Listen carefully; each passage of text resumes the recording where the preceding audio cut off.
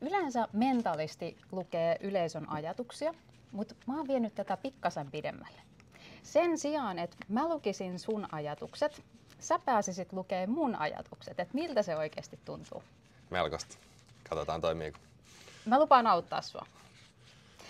Sä oot sekoittanut kortteja. Joo, kyllä. Mä voin ottaa ne. Levitetään nämä kortit tähän pöydälle. Sä suunnilleen näet kaikki kortit. Mä keskityn nyt tosi voimakkaasti ajattelemaan yhtä korttia. Se on mun ehkä jollain tavalla semmoinen lempikortti.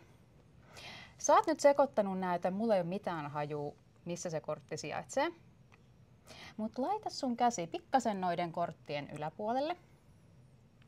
Ja lähde vaan hitaasti kuljettaa sitä noiden korttien yläpuolella. Ja jos sä tunnet mitään kihelmöintiä, lämpöä tai sulla tulee vaan semmoinen fiilis, että tässä, niin pysähdy siihen. Katsotaan, tuleeko energia vastaan tässä. Joo. Siinä. Vedä sieltä yksi kortti erilleen. Ei katsota sitä vielä. Tämä on sun valitsema kortti. Kyllä. Miksi sä valitsit just tämän kortin? Tää kiinnostaa mua eniten. No, mä tunnustelin vähän, mulla tässä kohdassa rupesi tuntuu vähän täällä ehkä tästä kihelmöintiä tässä kohdassa. Okei. Lähempänä tätä kuin missään muualla. Niin. Okei. Joo. Uskot sä intuitioon? Kyllä. Okei. No, jos nyt oikeasti ajatellaan, niin eihän sen teoriassa pitäisi olla mitenkään mahdollista, että mä ajattelisin yhtä korttia ja sä vaan löytäisit sen näiden kaikkien joukosta. Ei varmaan, mutta...